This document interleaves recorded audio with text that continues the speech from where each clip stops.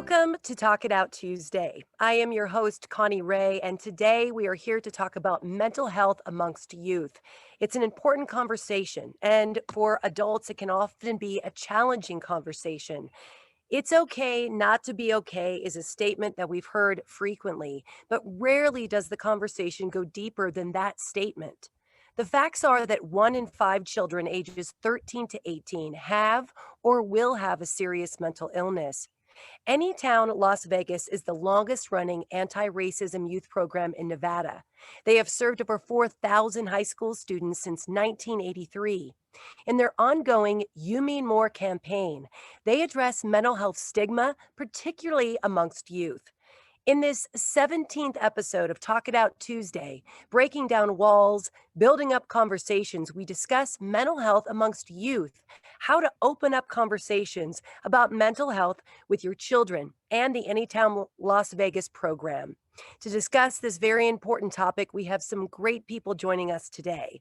We'd like to introduce Rico Ocampo, the Executive Director of Anytown Las Vegas, Erin Adarve, UNLV student and Anytown Youth Council Member, and Shaun Mabanta, UNR student, Anytown Youth Council Member, and the Crisis Support Services Nevada Youth Engagement and Communications Coordinator. And as always, we are joined by our Executive Director of Crisis Support Services of Nevada, Rachelle Pellissier. Thank you all for being with us today. Rico, I'm going to start with you. Can you tell us a little bit about the Anytown organization and its purpose?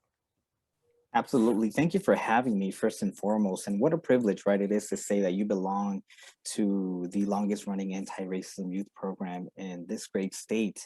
And so with our rich history going over now 38 years of empowering young people, essentially what Anytown is a program meant for young people where we teach them about social justice, leadership in a non-conventional way that takes out lectures and study groups out of the equation and gives the power to young people where they get to lead their own programs, they get to lead their own campaigns and essentially steer the Anytown organization in the direction that they want to go.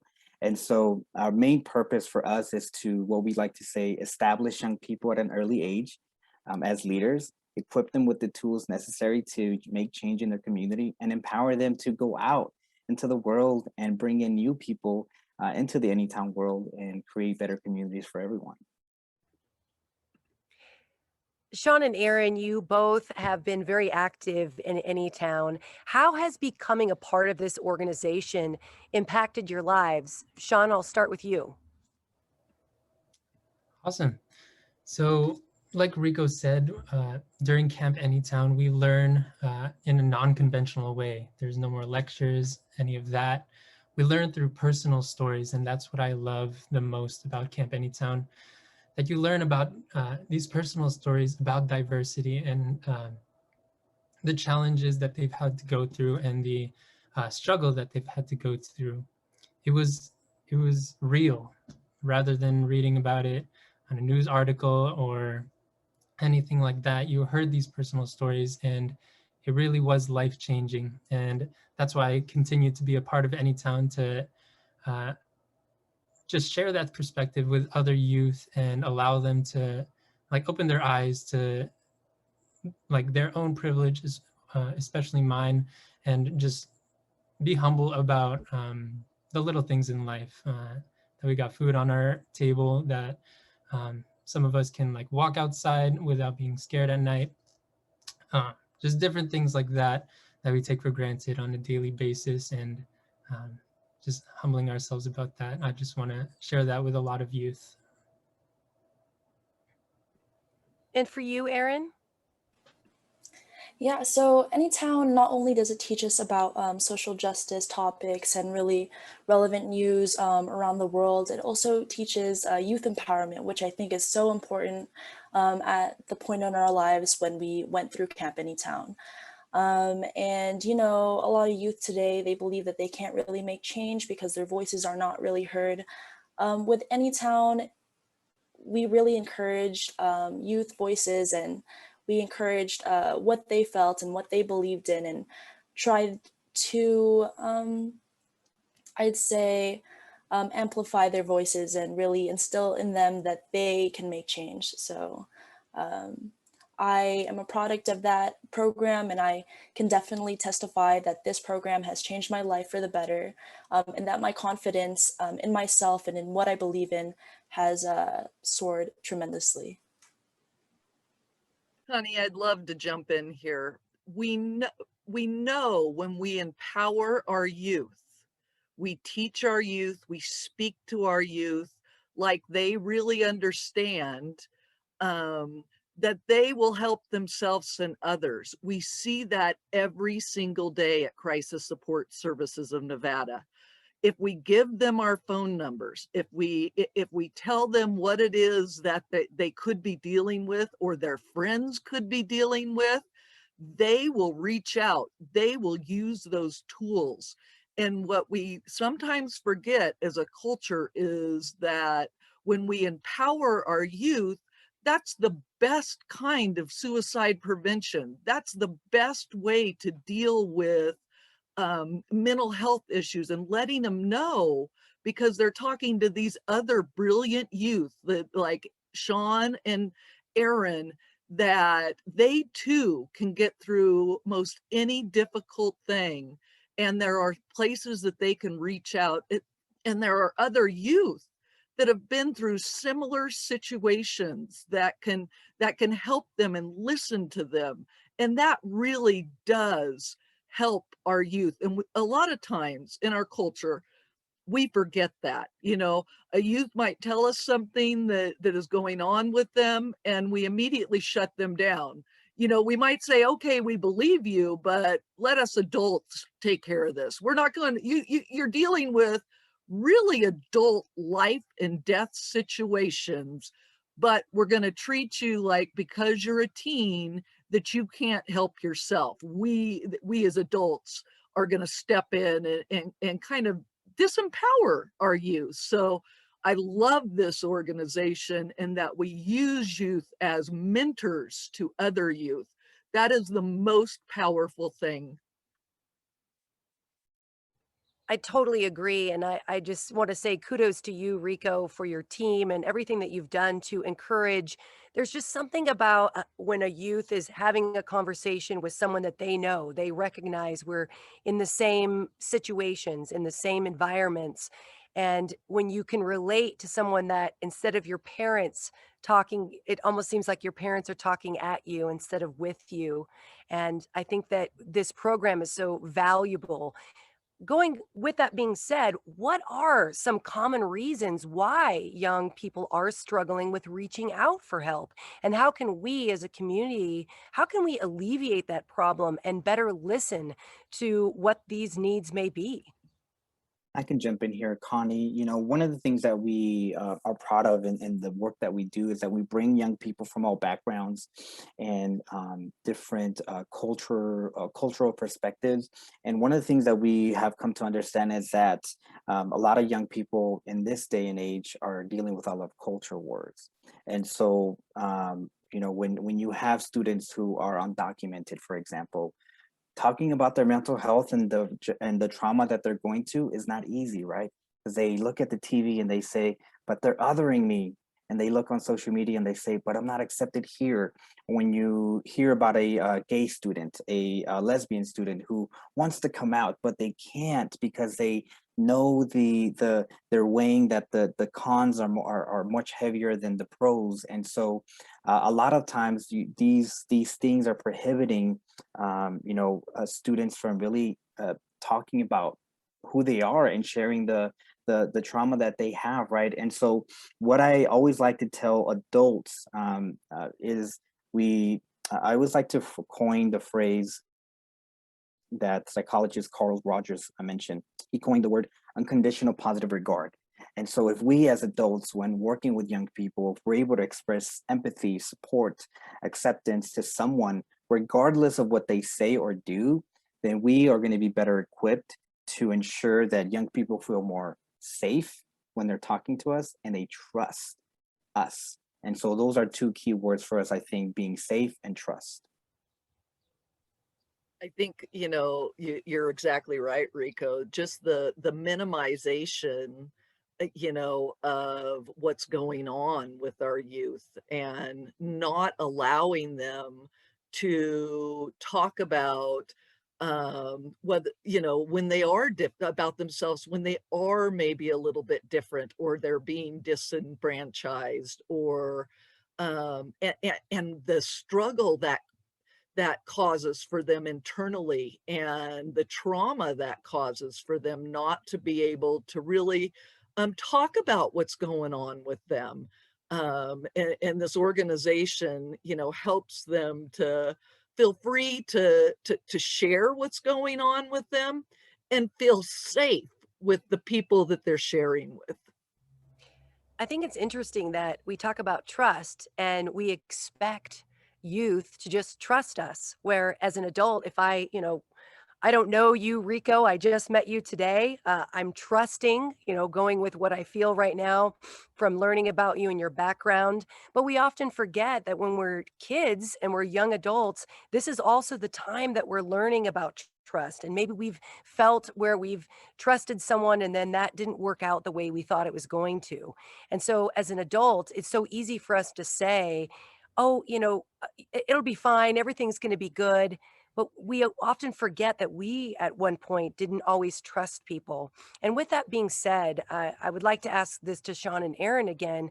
When you're working with other youth that are out there and they're opening up their conversations, what are some of the things that you're finding? What are some common reasons that those that are struggling with mental health are they nervous to open up to an adult? How are you letting them know, hey, if you are struggling, there are ways for you to get help and it's okay to ask for help? How are you breaking down those barriers so that young adults have someone that they can come and talk with?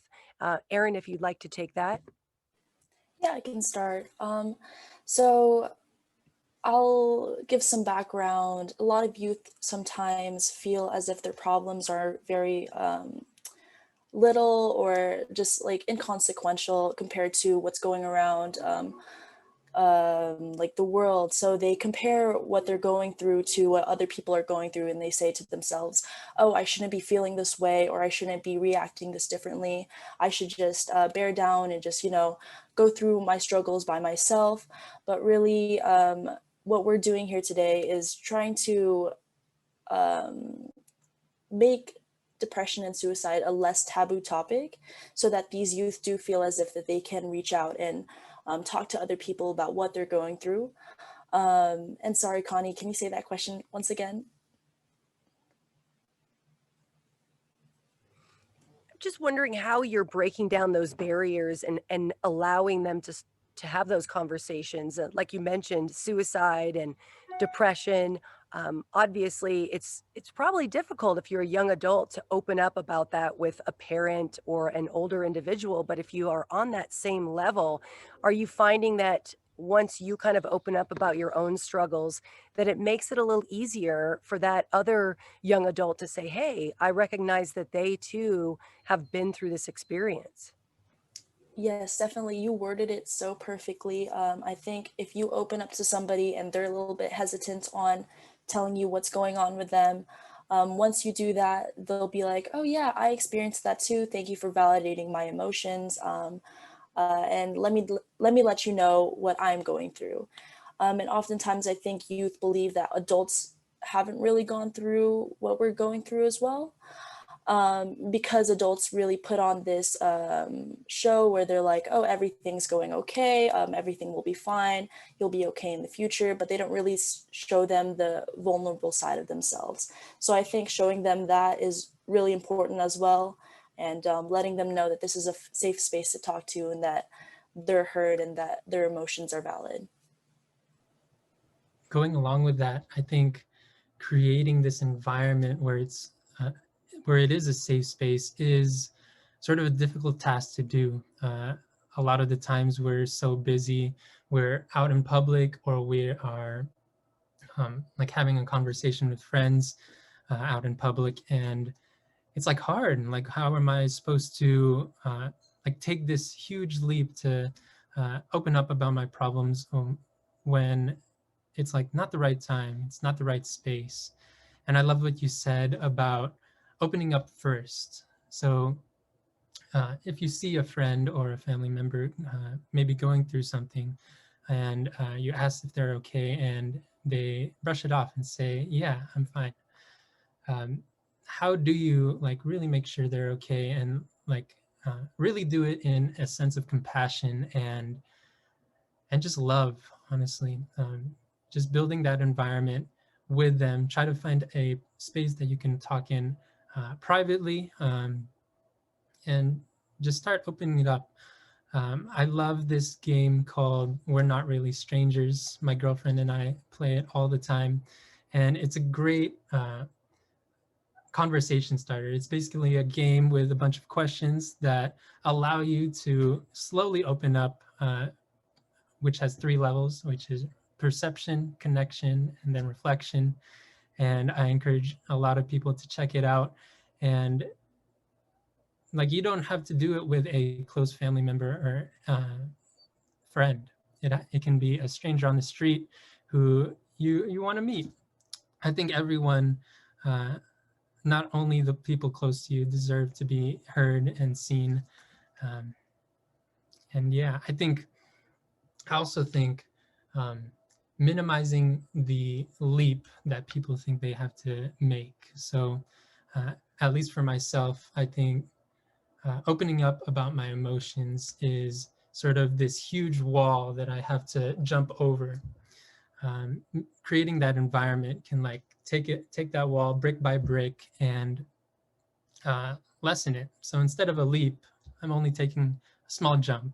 I give them a little, and that allows me to give a little more, which allows me to give a little more. And next thing you know, I'm talking about my emotions and processing them with this other person, and allowing myself to feel rather than constraining myself to this mask that I have to put on for society when I go out every day.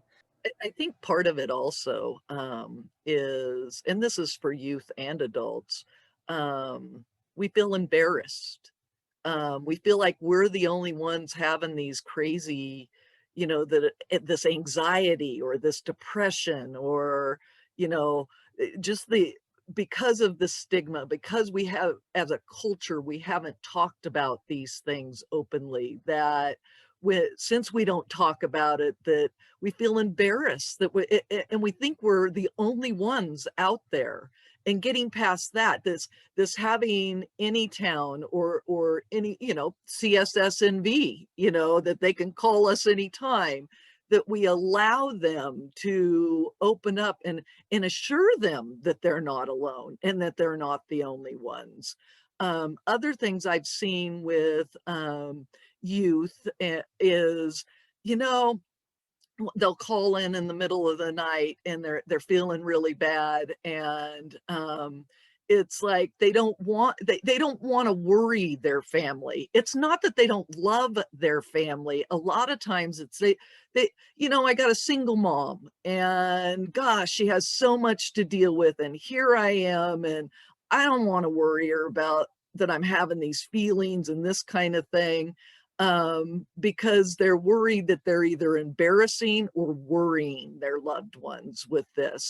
So having people that they can talk to that assure them, listen and express empathy and express, their own stories, just really helps our youth and adults to take that next step.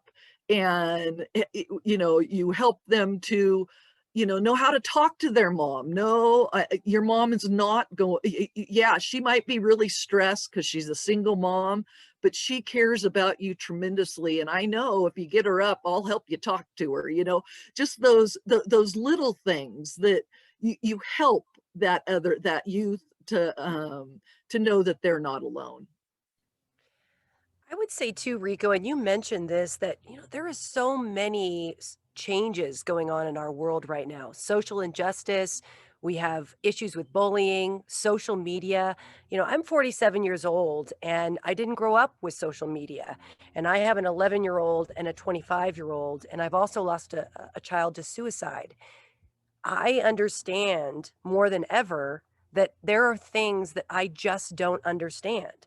Bullying, when I was a kid, I could leave school and the bullying ended. That is not the case today, right? We have social media, it's continuous, it's constant. And as a parent, I really try very hard to take that into consideration when my child says to me, "You really don't understand." They're not incorrect in saying that. I have not experienced those types of pressures.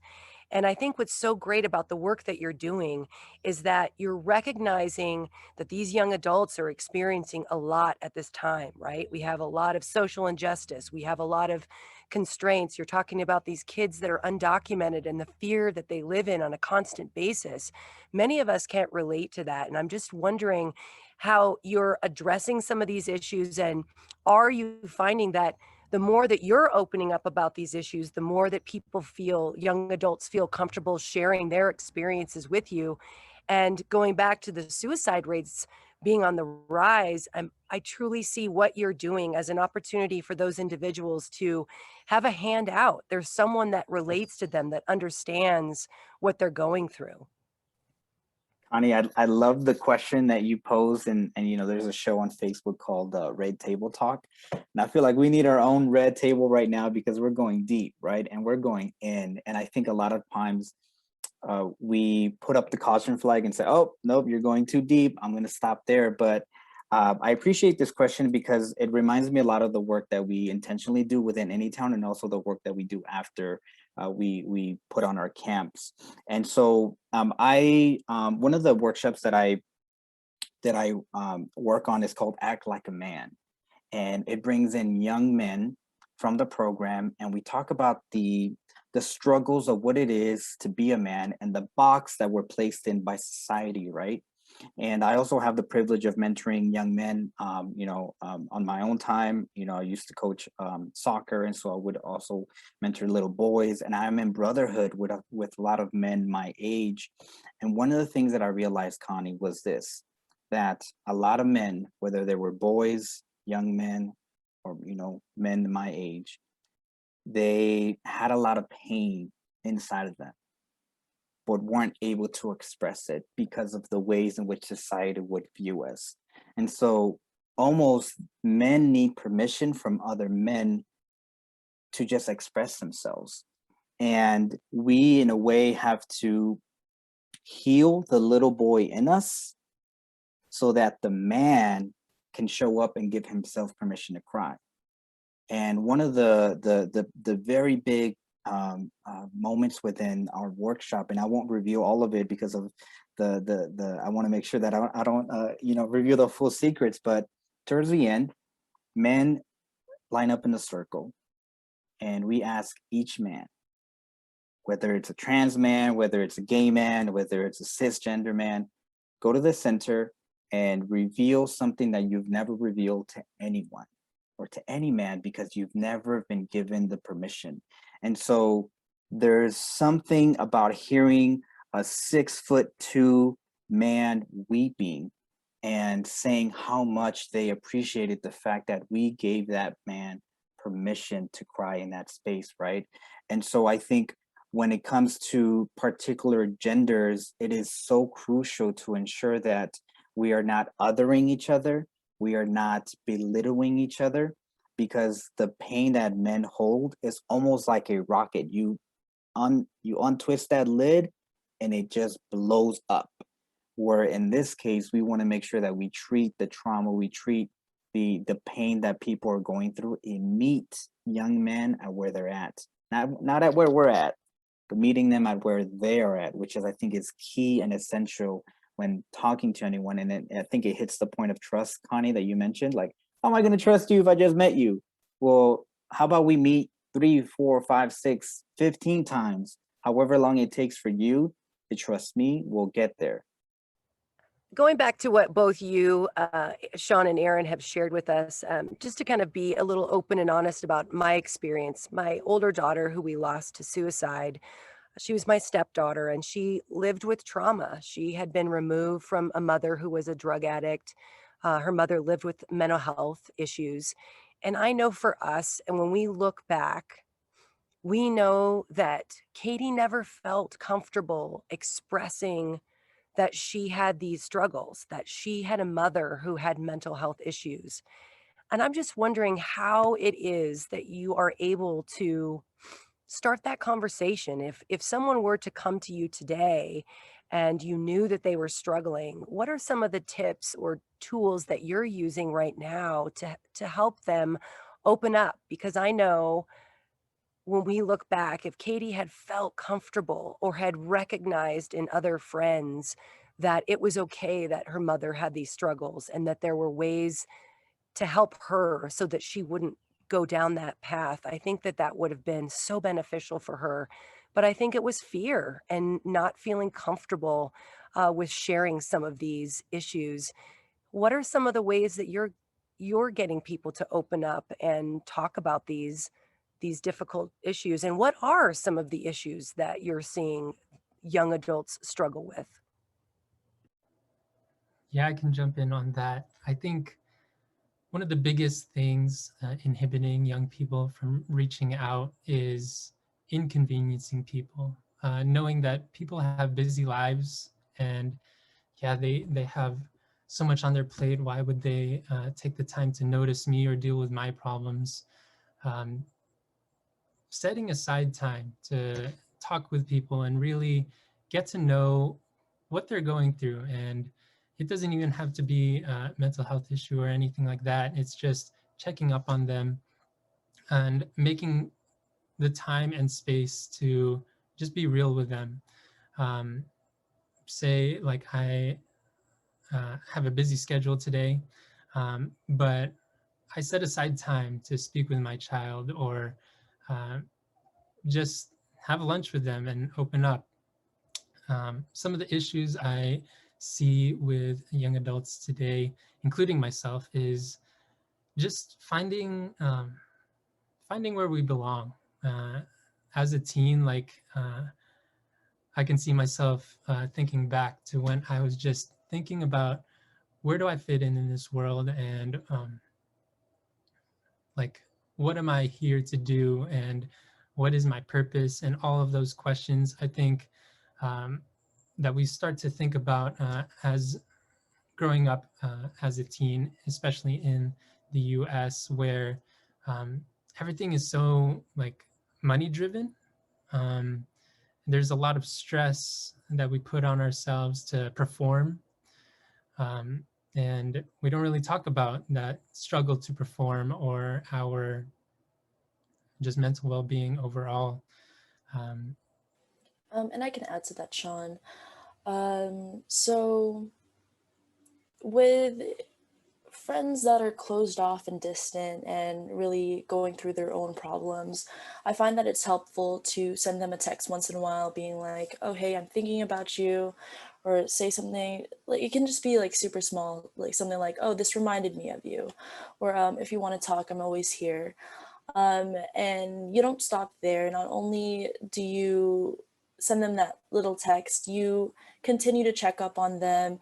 And if they do open up to you and tell you about something that's bothering them, maybe in a few days, be like, hey, just like what Shaun said, spend a lot of quality time with them. And I know that if you have a lot of things going on with yourself and you're busy as well, make sure to just let them know that, and let them know that you're thinking of them, and really that they're not alone. I think, something that we use at CSSNV on the call lines a lot is the idea that we follow up with people. And it's not just in that moment that they reach out. We follow up the next day to see how they're doing and make sure they're doing okay.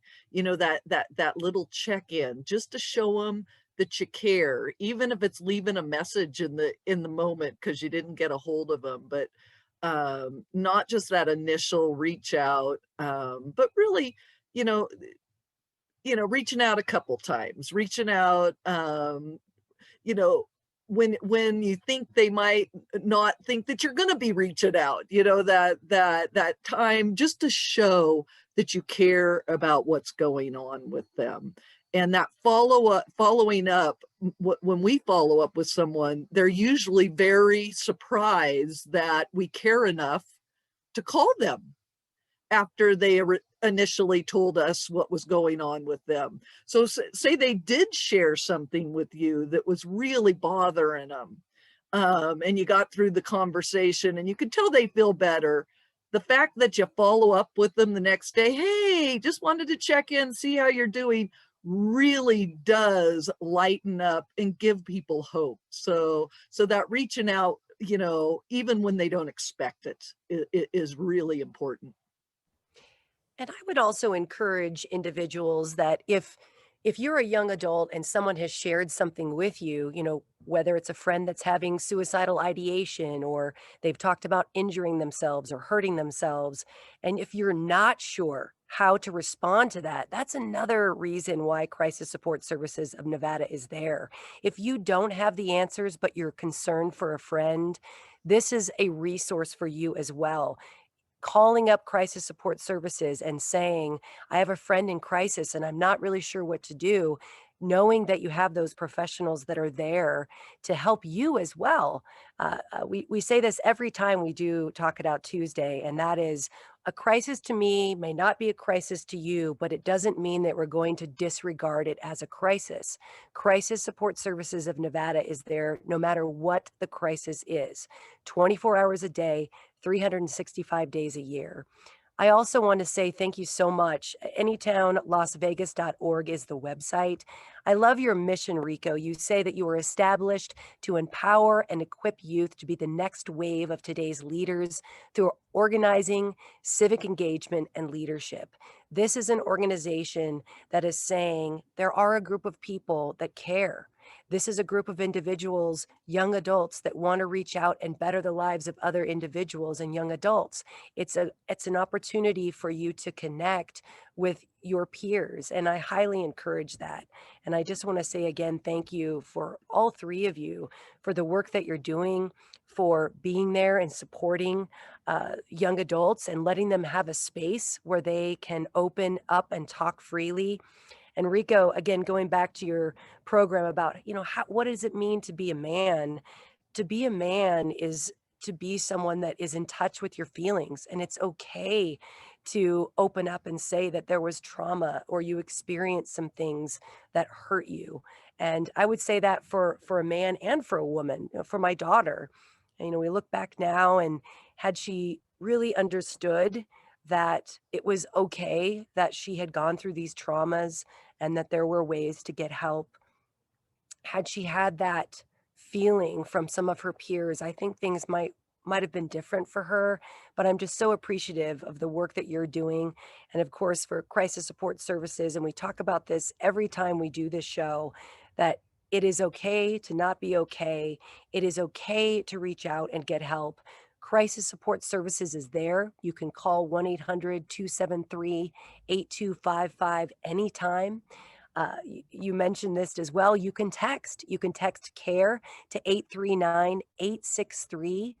There is someone there. And of course, you can also visit their website at CSSNV.org. But again, thank you so much, Rico and Erin and Shaun, for being here and just being so supportive and engaging. And we just appreciate all the work that you're doing. And again, I encourage you to visit the website, anytownlasvegas.org. Rico, it's just been incredible to learn about your organization, and I'm so appreciative that you're here in the community. And I hope that other states look and see the work that you're doing, because it is so vital, it is so important, and you're giving a space to young adults to open up and understand that there's always someone there.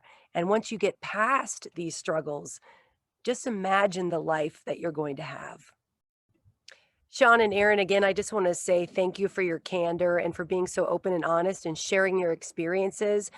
I truly believe that there is something to be said for that peer-to-peer, that it's the more that we can have young adults who are opening up about their struggles with other young adults. I think that the conversation, like you said, about anxiety, depression, and suicide, to really dive deep, right? We said at the beginning of this, it's okay not to be okay. but it's also not okay to not ask for help.